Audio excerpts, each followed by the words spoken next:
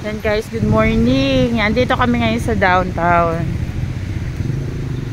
So ayan, maulan.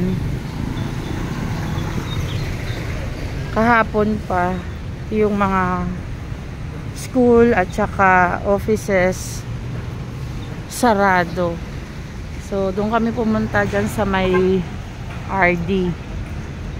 Kaso sarado. Ito ngayon yung sitwasyon dito sa downtown. So, uwi na kami. Balik na lang kami dito kapag nag-okay na. Kasi kahapon, tsaka ngayon, sobrang maulan.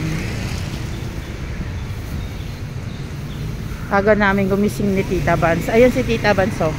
Feeling ko nakapantulog pa siya eh. Alam mo, nung kahapon nakaganyan na siya, bumangon na lang siya ng ganyan. Ayan si Tita Vans. Ayan guys, nakikita nyo, ba? Kakaunti ang tao ngayon. Sarado. Alam mo yung ano, yung parang bumabagyo na nandito pa sa tao. Oo, nag-try kami kasi may meeting kami dito. Open, kaso lang, lahat ng ano. ang problema, dineclare na walang pasok yung mga school at saka offices. Ayan guys, maambon-ambon pa. Sa mga video ko, magiging familiar kayo dito kasi lagi ko siyang pinukuhanan ng video. Ayan. San Pedro Cathedral. Ayan. Masyadong tao. Hindi masyadong matao. Hindi katulad ng kapag bukas yung mga offices tsaka school dito. Ng daming tao.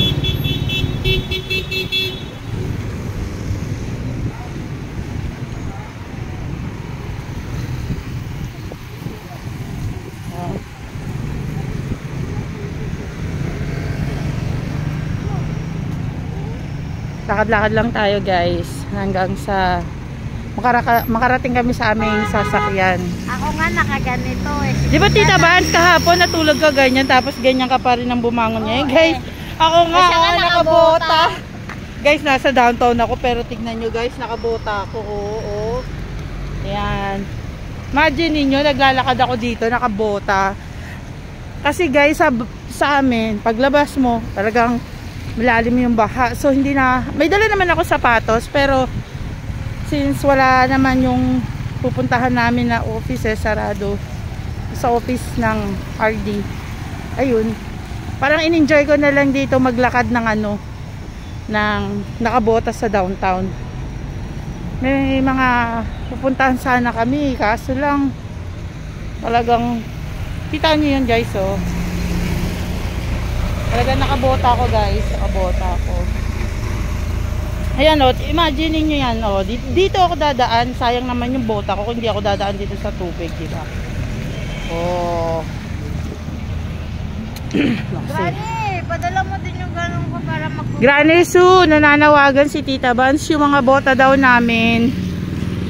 Ayan.